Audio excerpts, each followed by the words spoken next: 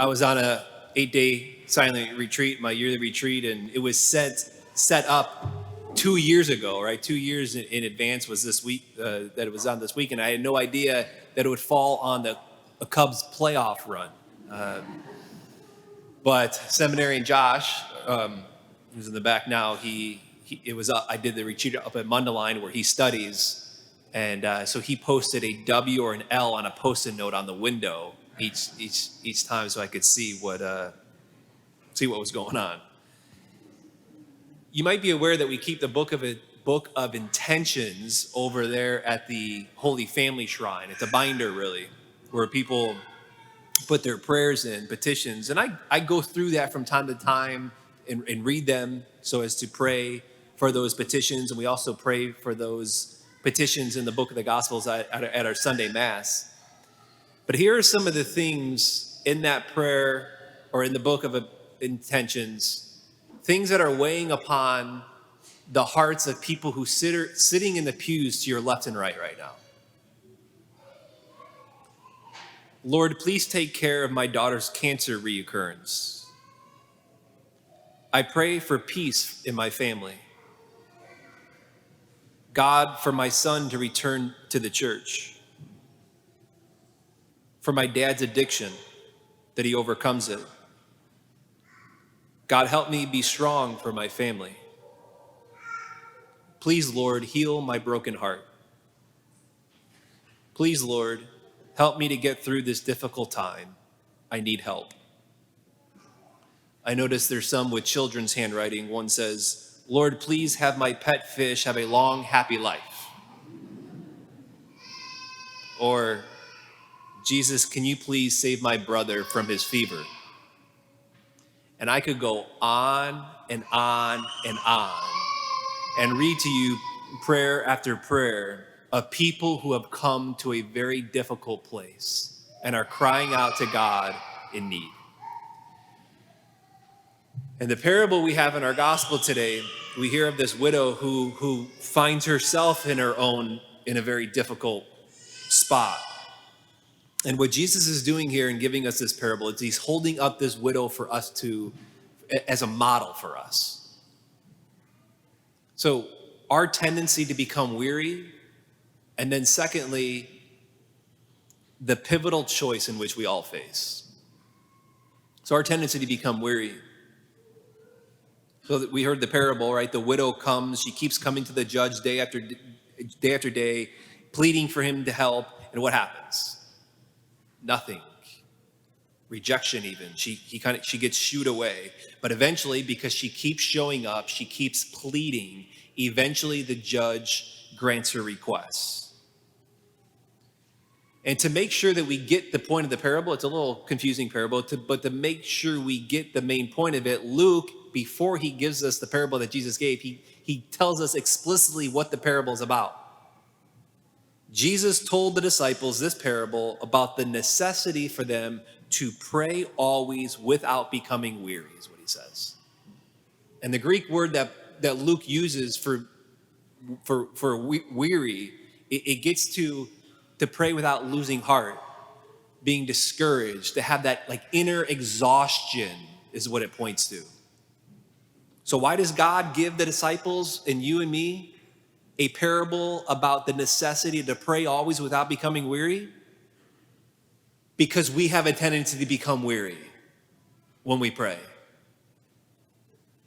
To be fatigued when you've prayed for your father or child or your own healing and nothing seems to change. C.S. Lewis, who I quote from time to time, he wrote a book soon after his wife died called A Grief Observed. And many people don't know, but C.S. Lewis, he didn't marry until he was later on in his life. He was 57. He didn't meet the love of his life until his 50s. He finally then gets married, and 4 years later, his wife died. He prayed and prayed and prayed, and then the grief. And so listen to his weariness here. This is after his wife died. Where is God? Go to him when your need is desperate. And what do you find? A door slammed in your face. 57 years old, finally meets the love of his life, finally gets married, prays for her to beat cancer, and she dies. He went to God and he said that feeling was what he said, a door slammed in his face. We have a tendency to become weary when we pray. So the pivotal choice in which we all face, it's a pivotal choice. And it's either we stay close to Jesus and we keep praying and keep begging, or we leave and we disengage and we lose faith. That last line there of the gospel, will there be faith in the world when I come back? And disengaging and losing faith, it happens all the time. I see it all the time. You see it all the time, or probably in cases with your family members or a neighbor or a coworker where crisis or tragedy hits, and someone wrote me from out of state and wrote this. I've cried for help on a daily basis to Jesus for years, but he doesn't care enough to help. I'm alone in this world.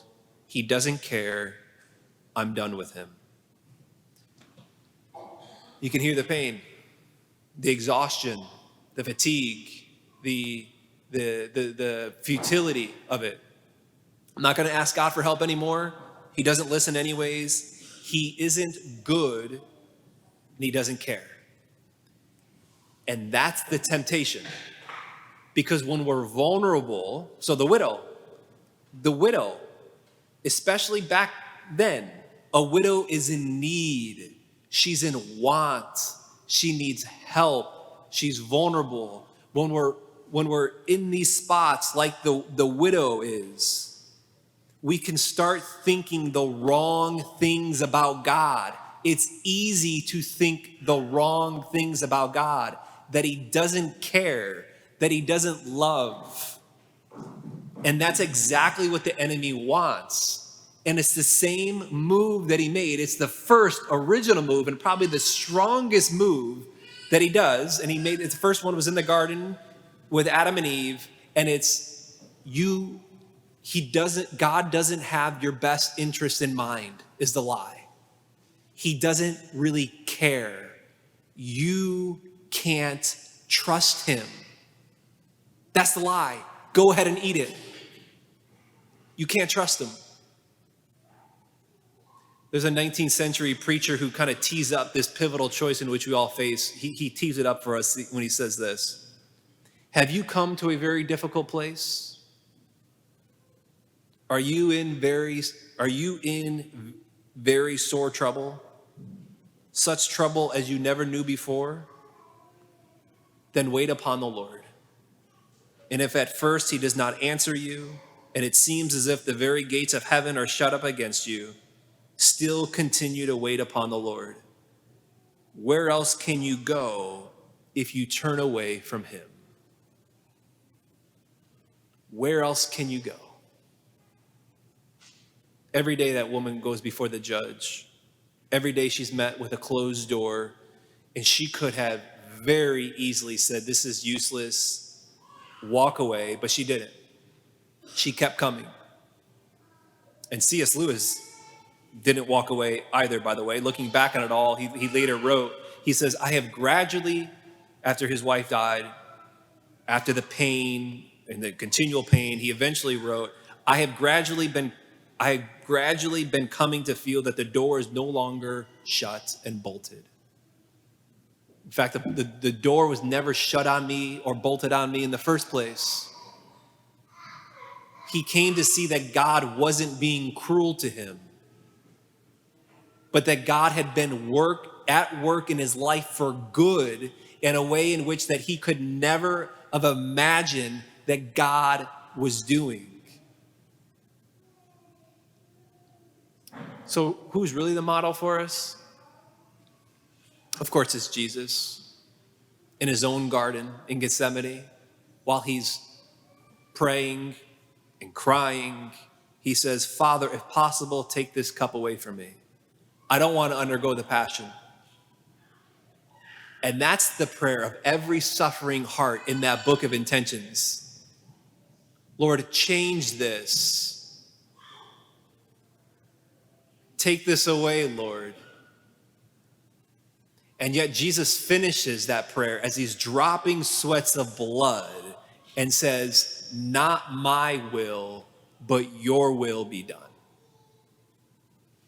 Jesus struggles in prayer. In a provocative way, you could even say Jesus himself felt the door be slammed in his face. But he stays, he trusts, he keeps showing up and presenting his heart before the Father. So what about you? Have you come to a difficult place? Are you in very sore trouble? Perhaps a trouble in which you've never had before? The message Jesus gives us this week is simple. Keep praying. Even when it seems useless, keep praying.